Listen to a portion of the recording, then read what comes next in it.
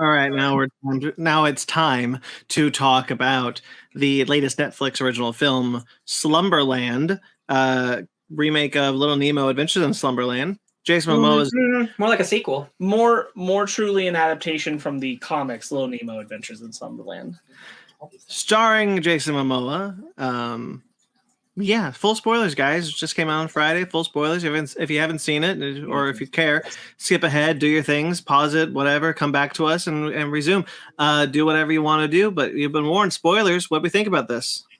1 second. I really like this movie for its main cast of Marlo Barkley as Nemo, who's the main character, and also Jason Momoa as Flip. I think our two leads are exceptional. I think that little girl honestly has more chemistry than almost any other little lead I've seen in a movie this year. Jason Momoa is always good at what he does, but he's bringing an extra level of fun in this movie, I think. I think for this being a Netflix movie, it's surprisingly colorful, which was something I was very scared about. The only real problem I have is that sometimes it's very, very green screeny and very, very I know it's very CG. But it doesn't detract from the movie because even the set that they're supposed to be on is supposed to be a giant empty city. So it even doesn't bother me when I think it looks bad. I am overall extremely impressed with this, more than not that I thought it was going to be bad going in, but I had no expectations. So I think that set me over the moon. I really, really like this. Sparks Ben? Yeah, I also really like it. There's a thing that I get very accepting whenever movies are doing a thing where it's in video games or it's in dreams, and I like if CGI gets weird, I'm kind of like I don't really care, because visually things are supposed to not look perfect, so it doesn't really matter. So that being said, I thought that they played with the palette of what they had very well. This is a pretty far stretch away from what the story of the comics and thus the animated film based on the comics features. There's no king, there's no kingdom of Slumberland. This is all about a very personal story with the father. But that being said, I think that they did something really interesting in adapting it, and I think that they even though they take liberties with Flip, the character and the relationship with Nemo is the core of the comic, is the core of the animated film, and is the core of this. And I think that that's rendered really well. And I agree with Ryan about both our leads, as well as Chris O'Dowd, who I think is doing really well. Oh my God, yes. And there's a turn, we'll talk about it in the film, where the movie all of a sudden gets so this is what the movie's about, and you're like, So I was also pleased. It wasn't the Slumberland movie I was expecting, because I was expecting something more like what I was familiar with. But I'm grateful for that, because I also didn't think they would be able to pull off what I was familiar with. And I think they pulled off something entirely different in a good way. Ben?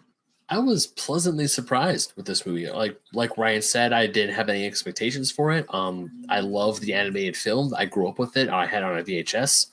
And as I was watching it, when we see Jason Momoa as Flip, it's that's not the Flip I remember. But of course, I kept trying to tell myself this is a different style of Slumberland. This is a different story.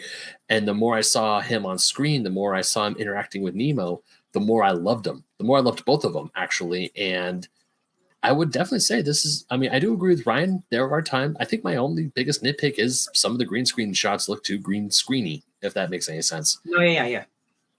Other than that, I think this movie is pretty solid. It's a great story and does pull at your heartstrings really hardcore. There's this bit in the beginning that I really like, when she hears the foghorn and she wakes up and she does the classic, just stretched my arms. Oh, what's going on? I thought that was brilliant. Kid move. So happy to see that. I loved this.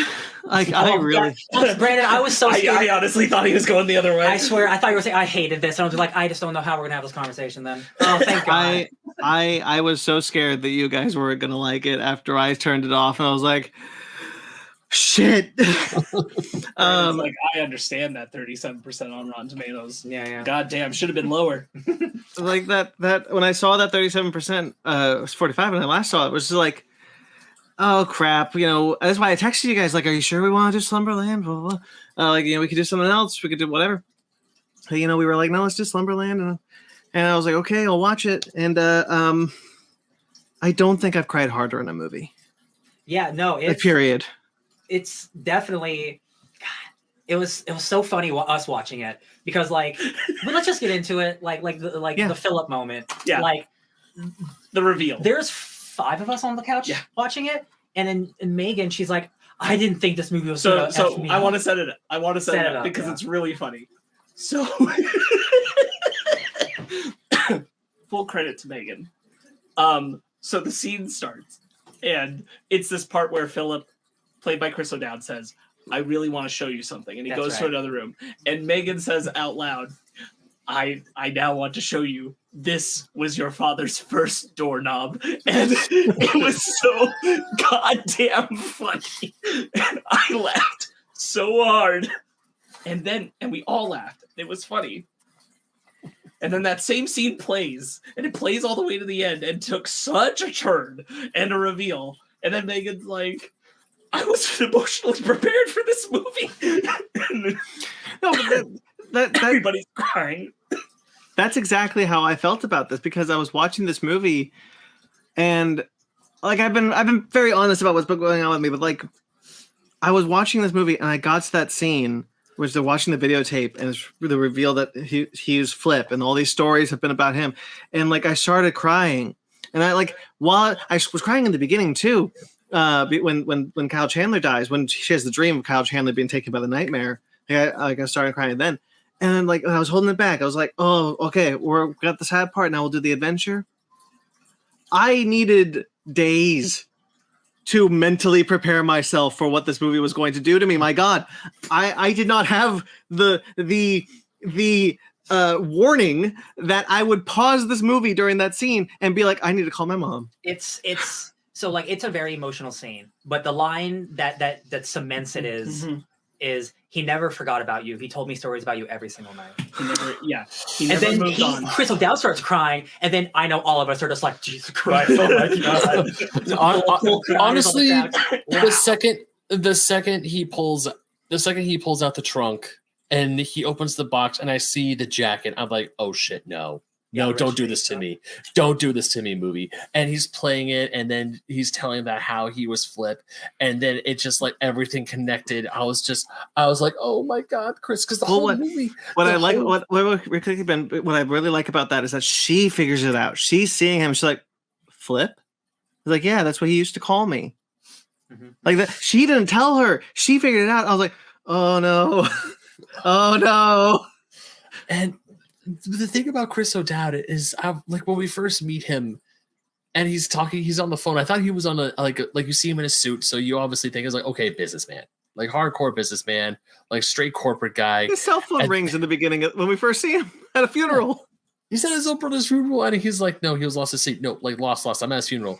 I'm happy with my plan. And he puts his phone away. It's like it was a freaking telemarketer. Yeah, he's so awkward, and he doesn't know how to do any of this.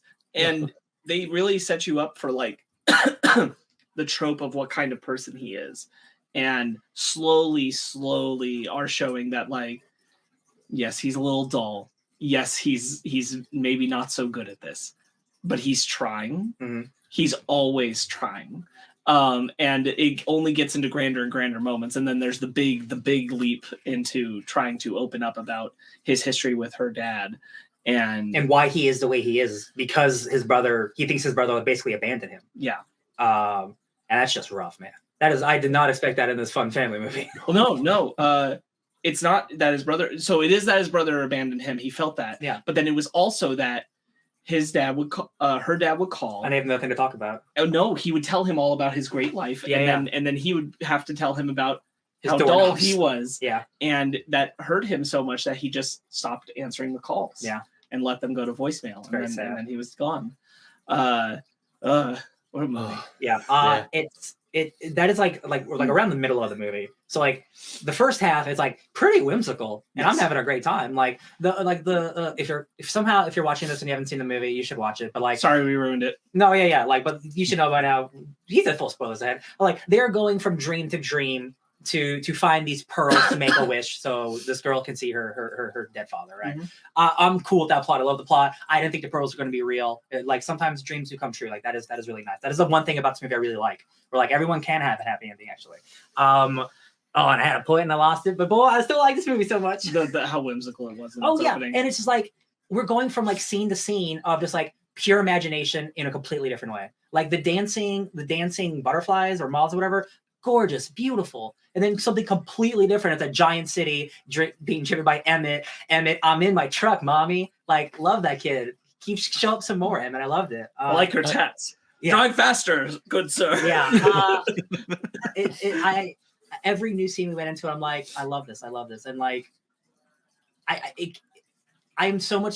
this guy is so confident in the movie that he's trying to make it. I'm like, man, there's so much going on visually. And again, being on Netflix, we are so lucky. You brought it up, the School for Good and Evil and this movie. I think they're both pretty good looking Netflix movies. They're not better looking than a lot have been. Yeah. There's not like almost like you call it the Russo effect, but like with the first time they go into the dream, like, and she's on the island, it's green, like very breed from green and the blue skies. I'm like, shit, there's color in this movie. Hot dog. Love it. Not only that, but just the effects of like when she first goes into the lighthouse and meets Flip for the first time. I mean, obviously it's bright and super colorful and vibrant, but just the little touches that you see, like when she first walks in, you see the picture of the boat just like rocking along the waves, and just how everything is bright, and you can tell it's kind of like when you're in a dream where you know this is a dream, but everything around you is just so familiar. Mm-hmm. And it's just familiar enough that your brain tricks you, like the passing, that this is the place I know. Because I've had dreams where I walk into a building where the outside of the building is something completely different, but I walk inside and I see little knickknacks and other pieces and pictures that I recognize. And I'm like, wait a minute, these aren't supposed to be here. What's going on? And then I see like a relative who passed away or something. It's the Bureau of like subconscious safety or whatever they're called, making sure you get all the dreams, not the dreams you want, Ben, the dreams you need. And that's even better. Because like, oh, they show you not what you want, but what you need. Like that's some real subconscious shit. I love that. Well, they gave me one time they gave me a dream I really needed. I really enjoyed the dream design. I thought one of the things that I am quite never confident when it comes to a movie that deals with dreams is that they would go, that they would do something interesting and crazy and fun. And I think most of the time they do. And I think this movie utilizes the dream spaces very well. They feel like real dreams that have happened. There's the bit where Flip is like, where he's like, what about Canada? It's like, oh, flying geese, like flying on a goose. But really? Yeah, it's #1 dream in Canada. Look it up. Google it. Then we see it. And then we get the payoff. I thought that was really cool, and I really like the look of the Dream Lighthouse, the safe space that the Dream Bureau created for her. I love how the grass is flowing in the breeze, so soothing. The patterns on the wall in the lighthouse are really cool. I was really into that look. Almost like the TVA from Marvel. This bureau has like a 70s aesthetic that I love. We're trapped. You're trapped in, like they couldn't escape it. I love that. But they make like subtle decisions with how they'll aesthetically show something. Like there's a scene where she's walking down the hall. Agent Green is walking down the hall with Nemo, and if you look in the back, like the hall twists. Yeah, I saw that. Ever so slightly but they don't draw a lot of attention to it. But like it remains in its warped dream logic for a lot of the things it does. I will say that I think they did they were very smart too. I think there's a fair amount of people who would potentially have a problem with the fact that like they're constantly returning to the same dreams, but they have a line that directly references like the best way to get a path to where they're going is to be able to travel through recurring dreams so that they know where the doors are. And so they're specifically tracking the doors of recurring dreams. So that's why, we're constantly returning to the same things rather than it getting so diverse. And I think that helped them a lot because they were able to create very, very fully realized ideas of what dreams can be without having to constantly refresh and renew them. Yeah. Because they could have done something like they do in Multiverse of Madness where like, we're going to go through 20 dimensions in 15 seconds. And I'm like, no, we got to actually spend time here and spend time here and spend time here. And I'm like, not that that's bad in Multiverse of Madness. Like, I'm glad they didn't rely on, oh, we're only going to 2 places in this entire movie. Like, no, we're jumping places. I have to shout out that I do think they captured very well in live action the most iconic imagery from the comics and the animated film, which is the bed. Oh, so good. Bed coming to life and walking across the city. It is the image that comic is known for, and subsequently that animated film. Mm-hmm. So the fact that they included it here, I thought was really great. That they realized it the way they did, I thought was really great. I know you said you really liked that. They don't explicitly say it, but Nemo is the dad. Yeah, there's an implication. It feels like that Nemo is the father. Yeah, so like all the stories from the past are stories he had, and this is almost like a legacy sequel. Yes, there is an implication that like once upon a time there was a kingdom of Slumberland, and all the stories of the comics all happened, and Flip was his brother in this scenario. So like you can't 1-to-1 everything, but like it feels like there's a vibe that the story you know from before is the story that happened before this movie, and you could say that that's true. Sure. Which I think is nice. Yeah. There was I really going back real quickly to some of the dream design. When we first see her nightmare of her dad dying, there's a sequence where she comes out of the lighthouse, and this giant wave comes over her and crashes the lighthouse. I really like that when we go back to the nightmare domain, the Sea of Nightmares, it's that location again. You see the lighthouse is destroyed and the pier. So I kind of liked the implication being that Nemo had been there before, the familiarity that Nemo had with that location, it being the place where she saw her dad die. Well, not really, but like in a dream, in a nightmare space. Yeah, I thought that was good. It very much. This is not very like shadowy are nightmares in the comic and the animated film, not necessarily in the way they're done here. This is much more reminiscent to me. What it was reminding me of a lot is the James and the Giant Peach iteration of the thing that kills the parents, which is the like dark cloud rhinoceros. This idea of like the smoky, shadowy monster, like animal that has taken the parents away, I think is kind of an interesting, especially for young children, like concept of creating what is essentially a nightmare. James and the Giant Peach it's not directly a nightmare, but it is essentially a nightmare, nightmare of what took their parents away. And I think that they do that effectively here with the octopus that kills the squid, the father. Stop it.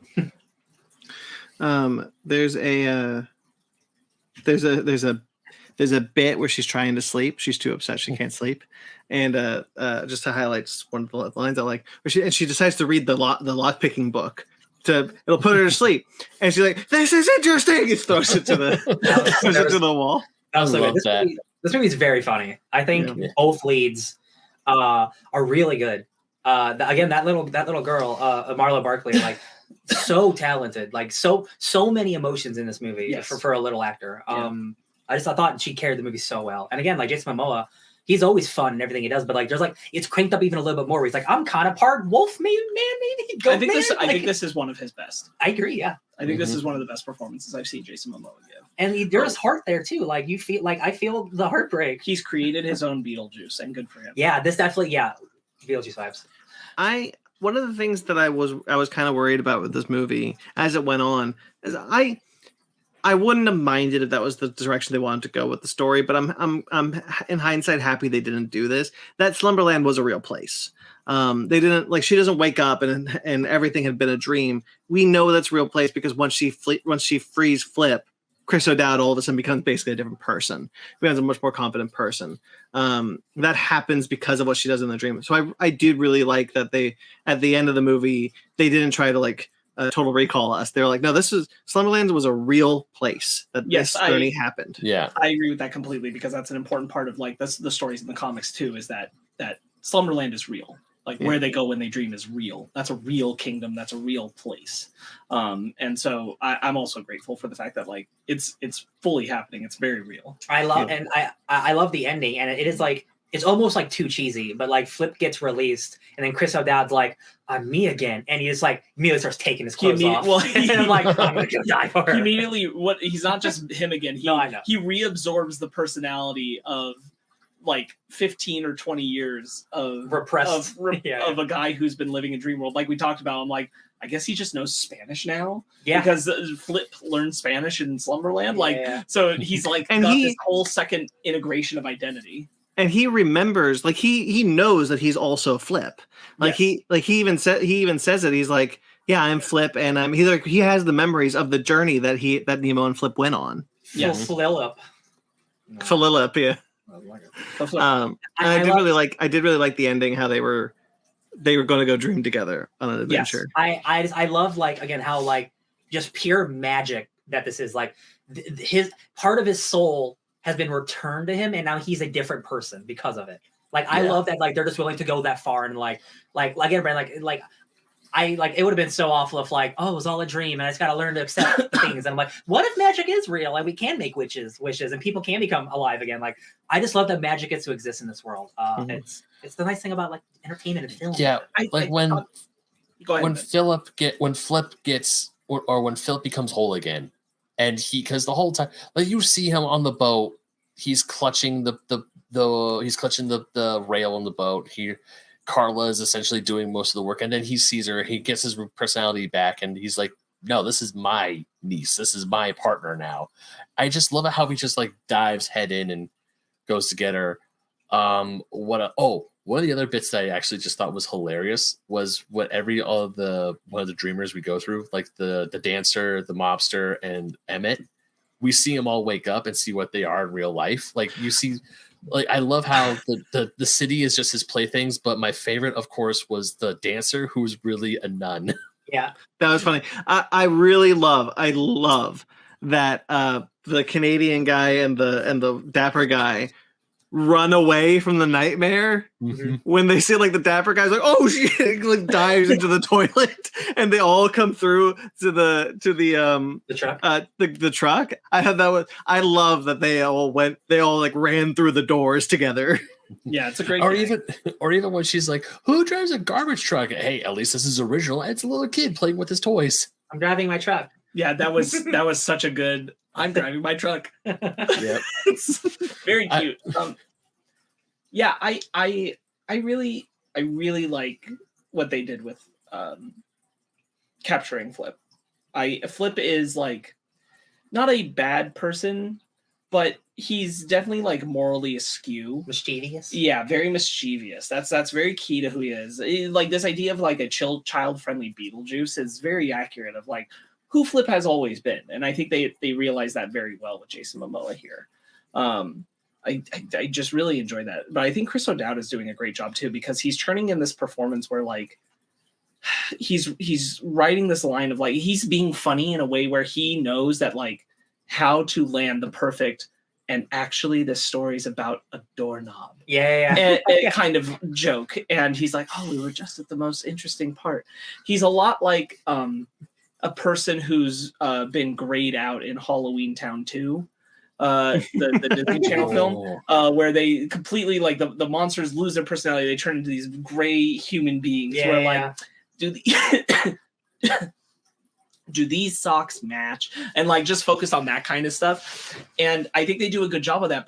But like this idea that he's not empty, right? He's just he can feel things, he just can't feel things fully. He's not empty, he's just something. hollow. He's feeling something for her, but he can't really engage with it. Can't He's not access all it. there. Yeah, and I thought that was just so. He says that throughout the movie of how he doesn't do feelings. You know, he doesn't talk about feelings, and he thinks it's overrated. Like, why should we talk about feelings? And the thing that kills me is, like, they're both going through the same thing. They both lost this person, and one of them can't connect with those emotions because of something that happened, because of the trauma of him leaving, which split Flip from Philip, and the girl and Nemo can't. And Nemo is alone because of it, even though Chris O'Dowd is trying. Like, she can't connect with him on an emotional level like she can with Flip, and she is like struggling with him even more. And I thought that comes across in the script really well.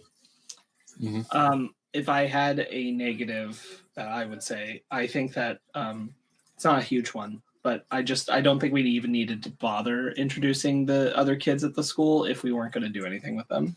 Yeah.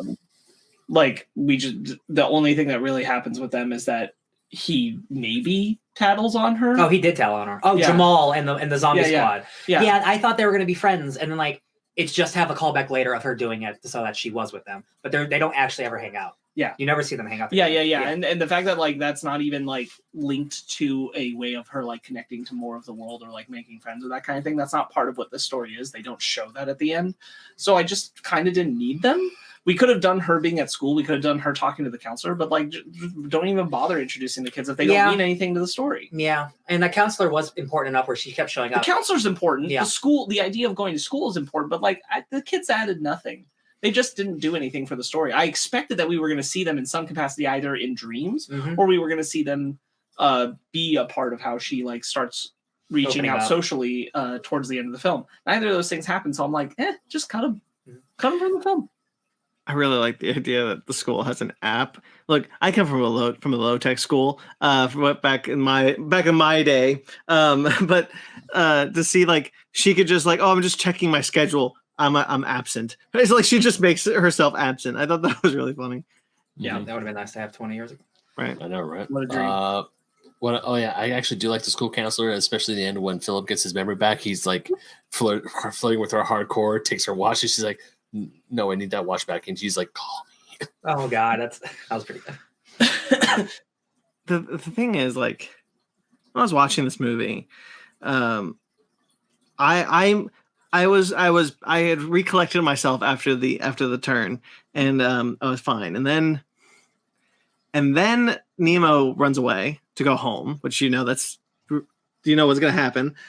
It's going to be a problem because it's a storm, and when the wave hits the pig off the boat, I started, guys, I cannot explain to you. I have not cried as heavily as I ever have in a movie as I had in this movie.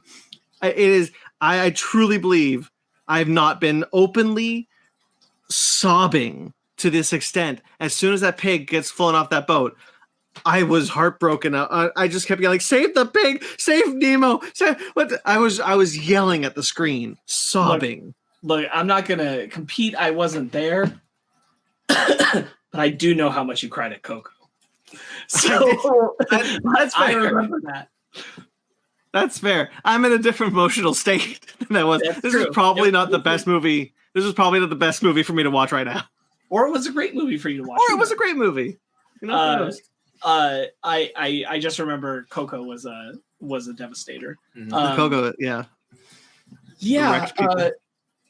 I was so happy with Pig. Pig was such a nice appearance. I'm so glad that Pig didn't talk. Oh my God, yes. Would have ruined the movie. He's so cute. I don't need every Pixar side character to talk. That is he's just the cutest thing. Every time he spits something up, I was excited. I was like, "Yay, Pig!" The cutest stuffed pig I've ever seen in my entire life. I'll buy that merchandise. Oh, and I love the end. I love the end when she goes to bed and then you just see the pig's ear flip. Oh, so good, man! This movie's good. People are mean. Yeah. One of the reviews that I read were like, it's the editing is so choppy and the CGI is so poor that it was incomprehensible at times. Word for word, that's what it said. And I'm like, I just don't know what movie y'all watched. I just don't see. I comprehended all of it. Frankly, yeah. The critic response is now that I've seen it is baffling. And like critic responses, audience responses, like whatever. Like that audience response is really high, and I'm like, yeah, because this is a good movie. This is a good movie. This is a good movie. I don't know what y'all talk about. It's an emotionally engaging story. It's a wonderful, wonderful childhood narrative. Yeah. The reveal is powerful and pitch perfect, and like it works so well in the film, and you have all the it's what every good reveal needs to be, which is you have all the pieces that you could suspect or figure it out beforehand, but when it hits and I think that's so wonderful. I have to think about the rest of this year, but this is definitely like in terms of reveals, like top 1 or 2. I'd have to think about what other big things happen, but like in terms of like, oh my God, Like I was sobbing. Yeah. Dang, 88 right now it's 37%, and audience score is 88%. Yeah, that's crazy. It recontextualized the entire movie, and that was awesome. Like that, you like you said, the movie felt like it was going to be one type of story, and then all of a sudden it was a whole different ball game of a story. Yeah. It's almost like a gut punch. Like you don't expect it. And that's one of the So things good. is like this is to me this is truly like, because I was very nervous because I like Ben, I really love that animated film. It's one I've loved from my childhood, and for me it was very much looking at this and being like, Jason Momoa seems like he can be Flip, but I don't know much like what else is going to really capture what I liked about that in this film. Mhm. And it turns out honestly not that much. However, the spirit of it is there, and it's truly adapting it in its own way into a narrative I found frankly more compelling. And that's no knock on the source material, but like there's something so, like they found the art of a narrative in this story that didn't already exist. And I really like it. They took all the tools and pieces that they had from the source material and told something wholly new that is deeply resonant. 100%. I think Jason, we've talked about it before, but I do think Jason Momoa is great. The way he portrays Flip is really fun. He's constantly moving. He's constantly touching his belly. He's constantly belly button lint. It's a very physical performance. Yeah, it's something that I haven't quite seen. It's something I haven't quite seen from him, frankly. Being this physical and honestly being this good. Like he's really good in this movie. And I really one of the sequences that I really like is when they're drying themselves off after being under the water, and they start doing like a dance, like they're bonding over this dance, and the pig is doing it too, but over the backpack. I was like, oh, pig. Oh, there's two instances where they're like, cool. What do they say? Or it's like, stay cool. Yeah. And then they run. You like to party? Oh yeah, I like to party. Oh, I like yeah. to party so hard. Yeah, stay nonchalant in this like a giant empty city. I love to party. The 11-year-old. Yeah, the comedy's really good. Sorry, while you guys were talking, I was like I was going through some of the critics' reviews, and I'm just like, what the hell are these people smoking? Not what we were smoking. Yeah. No, obviously not. I saw this movie totally sober, and it was very effective to me. True. I think high probably would have been even more so, but yeah, totally sober. Yep. And I thought it was great. I think that the first appearance of Flip is very good. The like hiding in the closet and like I'm just one of those things that happens in dreams. Don't worry about it. That didn't work. he's like, what? Don't do. I'm washing dishes. Oh, that didn't work. And then the double knock moment when she pulls that back on him, and the way he like again, I'm highlighting how good Jason Momoa is, that he does the full blown. What was that? Did you do that? I keep likening it to Beetlejuice, but it's how fully formed his performance feels in crafting this character, that he's developed an entire physical language with him. He's willing to just completely go for it in the best ways. The ears are always moving around. Which God, the ears are, but they're so subtle. Yeah. Like they're not definitely like kind of remind me of Sweet Tooth. Yeah. With the ears. There's one bit in the city where his toes finally move and do a thing and draw your attention to it. I think he really, everyone in this is great. Jason Momoa, it was just such a thrill to see him care so much about doing this well and having fun. And it's just so important with this character to have fun. And I think he does a good job with the sincere moments too, when he is upset that she is in danger. Mm-hmm. I really appreciate when a movie can pay off a cliche happy ending in a way that doesn't make me roll my eyes. And I when she's just like, yeah, that's a very special pig you got, maybe squeeze it. And I was just like, I've never rooted for the cliche ending so much to happen. Like I was so invested. I was like, yeah, he did get another pearl. You do get to see your dad. Yeah, it was done really sweetly, and it was done in a way where like, she can see her dad when she knows that it's time to say goodbye. Yeah. And that's when she can see her dad and that kind of thing. But highlighting what you said, what they did so well about like doing cliche ending is that, I saw it coming from a mile away when she has the pearl based on her conversation with Agent Green, that she says being brave means doing the right thing in spite of fear. And what's the right thing? The right thing is restoring her uncle with the wish instead of wishing for her dad. That's the non-selfish thing to do. And when she does that, she'll have conquered the octopus nightmare. And that happens visually. That happens. But I'm so grateful that when Agent Green showed up later, she didn't state that to her. Like she hadn't figured that out. Like it doesn't tell you that's what happened. Yeah. Like it doesn't reiterate the point. You saw it. If you were paying attention, Agent Green told you, and it did it, and it happened, and you should have it. I'm so glad that it wasn't the kind of movie where it talked down to its audience, where it's like, and there you go, you did the thing. You know what the thing is? Oh, the thing is that you were brave by wishing for your uncle to be restored in the face of the fear you had. And here is your reward. Good job. Reward. Yeah. And none of that happened, and I was so happy because that honestly would have been a total buzzkill on the film. Yeah. All right. Rate it? Yes. Sure. Man, now that I know this guy is directing the BioShock movie for Netflix, I am 100% more confident. Just visually, I'm not as worried. I'm going to give this movie a 9. I was pleasantly surprised. I had a great time. It makes me want to check out the source material because like I really like what was given to me here. Yeah, I'm so interested. Like I know Jason Momoa Very different. has so many things coming out, but like I'm really excited for Marlo Barkley's career. I think she's exceptionally talented. Yeah. Can't wait to see more of her. 9 out of 10. Great Netflix movie. Sparks?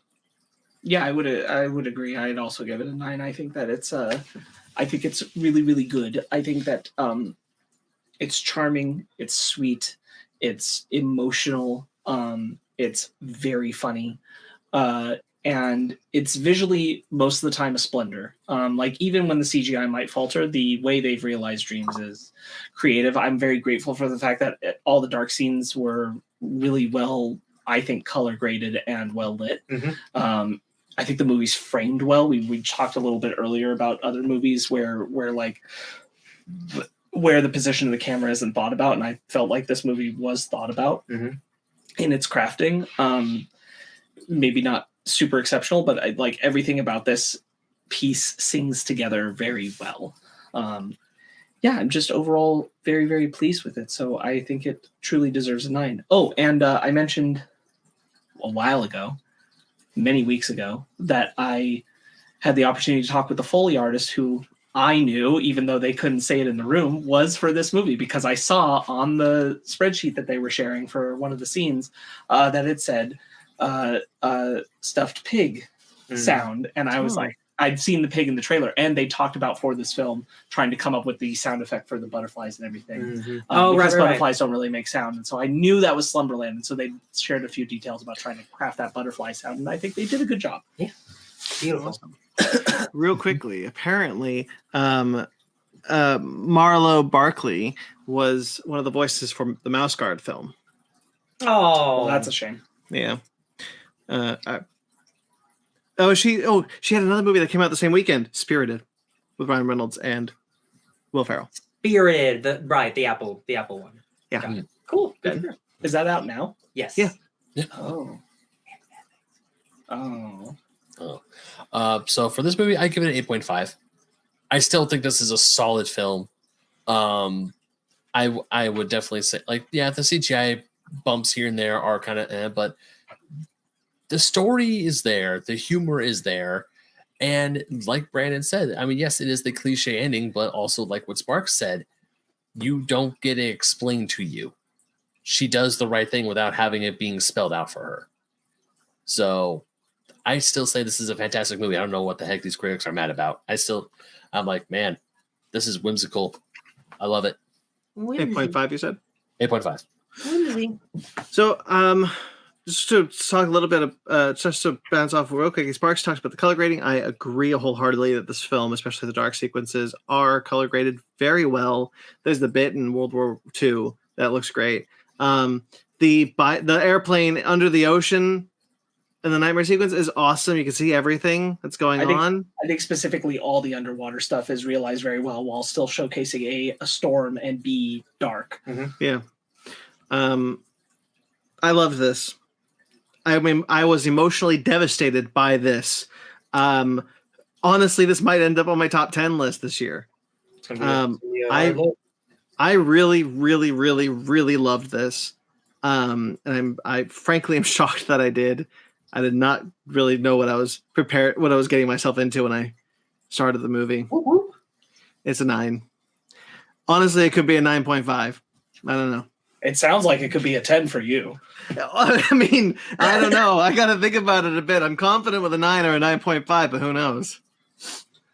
All right. Shall we do a book club? Book it. Absolutely.